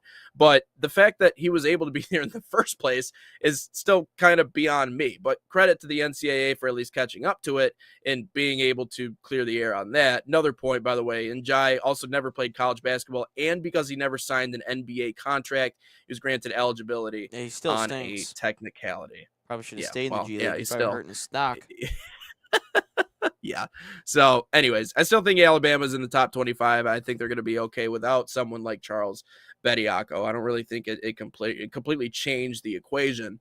But it is nice to see, yeah, the NCAA doing what they're supposed to do and making decisions on these things. And at least in college basketball, they've solved that component of it. Now we haven't seen this in football yet. I don't, you haven't seen guys in the XFL maybe coming back to playing college football, which they probably don't want those guys to begin with. They're in the XFL But for a yeah, reason. They are in the XFL for a reason. Still good ball players, but not NFL material. So, anyways, that was the decision on Bediako, and again, just good to see the NCAA have a spine for once, if you will. Yeah, it's great, and we've seen it in a couple examples here last couple of weeks. It's awesome, NCAA. Yeah. Nate Oates actually had a quote on it. It said, quote, "I didn't think it ever should have gotten to the court," Oates said. "I thought the NCAA should have made him eligible based on over 100 current college basketball players, former professionals, most of them over in Europe." That's a fair point. Some in the G League, guys being drafted, rights owned by NBA teams. And obviously we talked about James and Jai, much different story, but does that same law apply to Europe? You do have a lot of guys that are playing, quote, professionally that will come over to the United States to play in the college ranks in the hopes that obviously they can get to the National Basketball Association. So do we have a double standard here when it comes to European play and playing professional versus playing in the NBA? Like, what's the difference? Does Nate Oates have a point with what he's saying? I guess. I mean, Michigan doesn't have a ton of international guys. I mean, I know Illinois does, but at the same time, a couple players do come over here at young ages. So you kind of have to set a ruling for that, I guess. But at the same time, if the rule is you can't have left, like, what's the exact ruling? You can't leave college to go to the pros? Is that what it is? Because there's no rule from the pros in Europe to college basketball. Yeah. So then there's no ruling on it. I mean, it's about signing an NBA contract. If you have a contract, and I'm assuming that includes two-way contracts. Yeah, well, a two-way contract is an NBA contract because you are technically on an NBA roster then. No, there's not a double standard because there's no ruling against it. And international players didn't start coming over here consistently until a couple of years ago, so there's no ruling on that either. Sure, Nate Oates has a point, I guess, but at the same time, you brought an NBA player or a G League player that left your school to go pursue the pros to come back. So I have no sympathy for you, Nate Oates. Sure, I guess, but dude, you broke the rules clearly. So I have no sympathy for you whatsoever. Like that's another thing is when players that, like, the Trinidads of the world, who is the Virginia QB that didn't get denied? Because I always say it, but I've never actually searched up what his name is. Chandler Morris. I have no sympathy for a Trinidad Chambliss or a Chandler Morris, dude. Like, I have no sympathy for you because you were in college for 5 years. I don't care for you to not get a sixth year. You were here for 5 years. You were in college longer than I was in college. I was there for 4 years as a student. I'm not asking the university to give me a fifth year, sixth year to stay. So I have no sympathy for you whatsoever. You guys can go off to the pros, be big boys, and try to make it in the pro game. I have no sympathy for you. Like I have no sympathy for Nate Oates anymore. So you're going to say Nate Wangler there for a second. You don't have any sympathy for me? I didn't say Nate Wangler. I said Nate Oates. There's a difference between you two. I'm just messing with you. One's got a beard, or just one go play. There you go. Or just go play in Europe. I mean, like, why not? Just go play in Europe, make your money over there. If you're a G League player, they would have you in Europe. Yes. There's no way you wouldn't. Gladly. Right. Gladly. So I don't know what the plan is and why go back to college? At that point, I don't understand it. Like, go play in Spain, go play in any one of these places, France, England, wherever. Like, they'll take you. Trust me, gladly they will take you. It's like going to the MLS in soccer, right? It's just it's the opposite way. So anyways, let's get into question of the day. Question of the day. We still got 15 minutes. We can make 15 minutes out of it. All right, I guess. Sure. Question of the day. Everybody knows the drill. Salt Athletic, the proud sponsor of Question of the Day, and us here at the National Soccer Network. Use promo code NSN15 to save 15% off that #1 smell-proof cleat bag that works and moved out of this room because I can't show you. Visit saltathletic.com today or scan the QR code on your screen. And if you are looking to win a Salt Athletic bag for free, head over to our Instagram at NatSoccerTV. Drop us a follow on Instagram. Tag a friend on any of those Salt Athletic posts. I just saw one this morning. Tag a friend and comment hashtag NSN Salt giveaway. But question of the day. What is one thing you can't live without? And this can't be a boring thing. You can't say my family. Coffee. You can't say your girlfriend. You can't say a house. You can't say a car. It can't be boring. I'm talking about, is it a food? Is it a show? Is it a piece of clothing? Is it some social media influencer? You can't say anything boring that like you actually can't live without. I can't live without my Xbox, man. Wow. You want to know what the nice thing is about Xbox? I was gonna say coffee, but you said you didn't want a boring answer, and I feel like most people would be like, I can't live without coffee. Well, okay, whatever, fine. It does have the same properties. It makes your brain fire the same way that cocaine does, believe it or not, because it has coca in it, which is just crazy to think. So some people legitimately get addicted to this stuff, like addicted. Which I would call myself an addict. So maybe this is my not my penance. What do they call that? My intervention. So I guess you've been of great help to me, Ryan. Thank you very much for helping me get over this addiction or become more addicted with this morning show every weekday. But not coffee. I'm going to go with the Xbox because the Xbox lets me blast into another universe when the day's all said and done. Right? When everything's wrapped up, everything's where it needs to be. All the videos are posted. I did the things with the girlfriend. I worked out. I made these calls. I talked to the boss and everything that I'm supposed to do on a daily basis. I finally get to the end of the day. You know what I get to do, Ryan? I get to become the general manager of the Pistons in my own little fantasy world, or I get to run a college football team or a franchise and go win a championship in the most inconceivable manner. I think Indiana winning a championship's a big deal. No, how about Central Michigan winning a championship? Been there, that's done a big that. deal. Yeah, but done it a few times actually. I created a dynasty for them last year. Yeah, that's what I'm saying. Or, get waxed by a couple of 12-year-olds on Fortnite. But it teaches you lessons, it builds character. I played one game of Fortnite in the first time in a couple of years, and I won. Nice. It's I never probably played again. because you're on the lowest level. No, I thought I was playing on zero build, but I was playing on builds, and everyone was building on me, and I'm like, yeah, I'm not building, and I still won. You're sitting there shooting. Yeah, so which I wish they had for the life of me, and it's the one thing that I want more than anything else on Fortnite. I want proximity chat. And I want all that. I want like straight Call of Duty lobbies.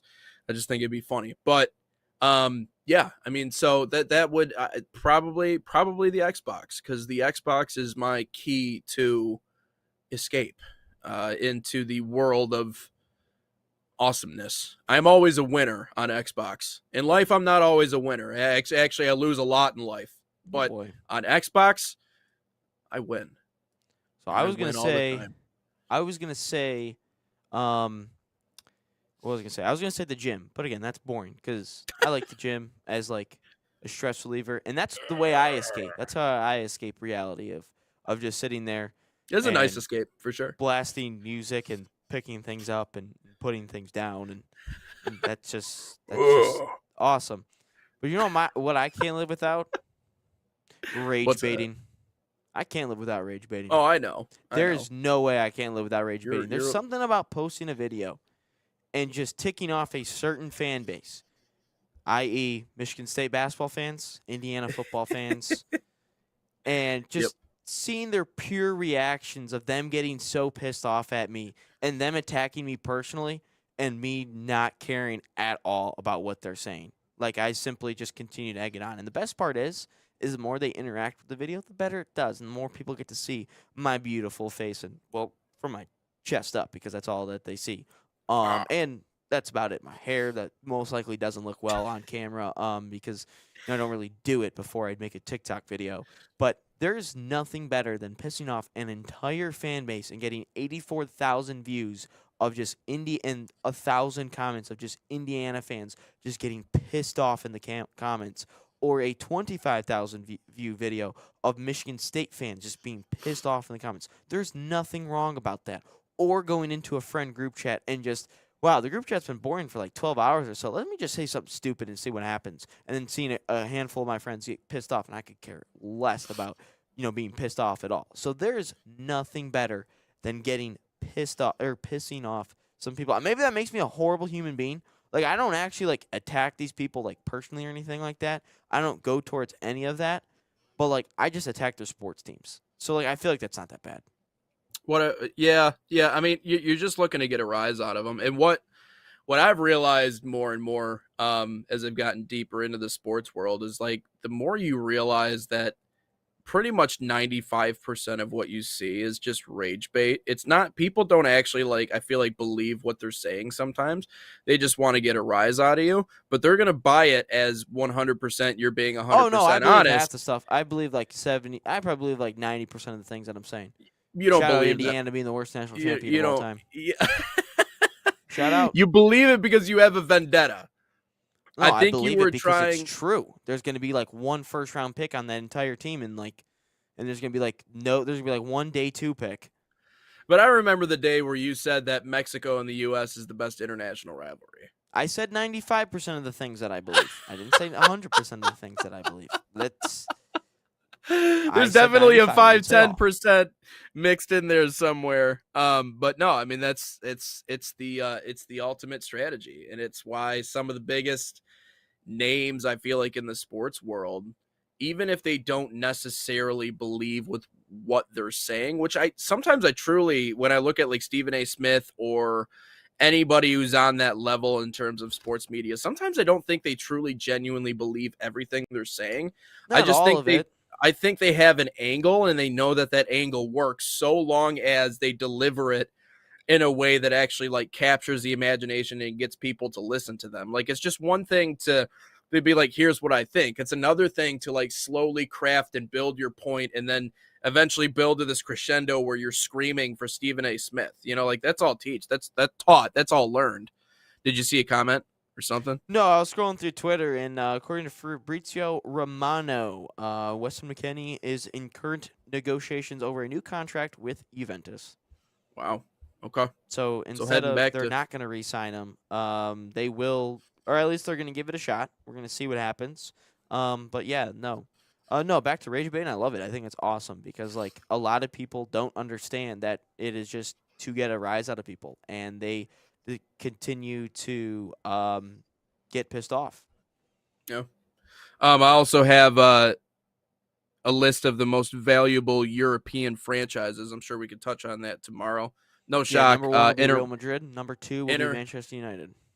No, actually, believe it or not. Oh, maybe. Oh yeah, actually, no, you're right. But there's also a list for the MLS that was released too. Okay, so, shocker. Inter Miami leads. So tomorrow, I will guess the list. I will guess it. Guess the list. So give me. So there's top 10, right? There's 10 of them. Well, yeah. There's that list, or there's the MLS list. We can go with no, as well. Not the. We can do we'll do them separate. And if there's a top 10, I will guess out of the 10 and see how many I get right or wrong. Will truly test my ball knowledge. Fair enough, but no, rage baiting is it's a part of the experience. So you can't believe everything that you see in terms of sports media on its face. You got to be willing to dig and claw in a little bit and figure out a few things. But no, I is definitely one thing I can't live without. You said it was something around, was that a JT idea in terms of the question that we were going to use? No, it wasn't his question. It was just something that so he ordered DoorDash yesterday, Wingstop, and the story. He didn't get ranch. And he's like, "Hey, could you drive down the street for ranch?" I'm like, do you absolutely need it? And he's like, I can't eat it without it. I'm like, they're just glorified chicken nuggets. I've eaten Yeah. chicken nuggets without. I've eaten chicken nuggets without them, without sauce. And he's like, I have to have it. Like, I have to. So I figured, I'm like, what's something that you can live without that isn't family or water or like something that you actually need to live? Like, what's something that you can't live without that a lot of people would be like, interesting. Like, you saying an Xbox is rather interesting, and me saying rage baiting is rather interesting. Even though, if I'm being honest, I think my answer, if I was being not boring, would have been the gym. I think that would have been mine. No, music too. I think music. Well, I don't think anybody can live without music. Be honest with you, if we didn't have music, we'd be in trouble. Yeah, and like, and I know that's just like not the. See, we're trying not to be like with Huda Beta tomorrow. We're trying to do things that aren't said and trying to do things differently. And people were like, that's interesting. I need white bread. Huh? I hate wheat bread. I need white bread. I need soft bread. Stop giving me this hard bread. I can't live without. I don't even eat white bread. Like, I have a Hawaiian roll, but that's like about it. I mean, I guess that counts. That's still in the ballpark right there. But like, I'm just saying. I can't tell you the last time I've seen like a loaf of bread, a loaf of white bread, and I was like, that's better than wheat. I guess I have to like try that because I don't eat Italian bread. White. Italian white's pretty good. You got to give that a try. But anyways, I tried that.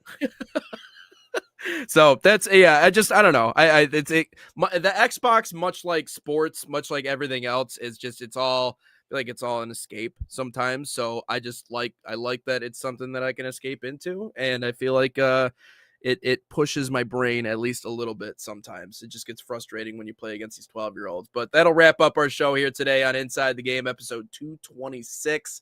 As always, we appreciate you guys stopping by. Make sure you give us a follow wherever you find us in social media, National Soccer Network, also Sports Nation TV.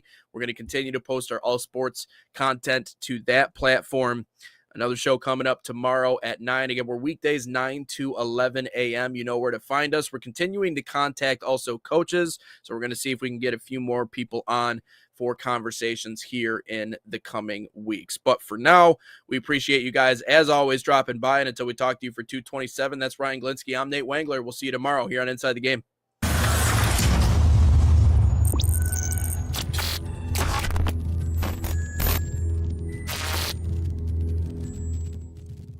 From the biggest matches to the hottest takes, Jonathan Turner and Nathan Wangler bring you the stories, the analysis, and the edge you won't get anywhere else. Streaming live weekdays at 9 a.m. on YouTube, Roku TV, Facebook, Twitter, and all major platforms. No filters, no fluff, just real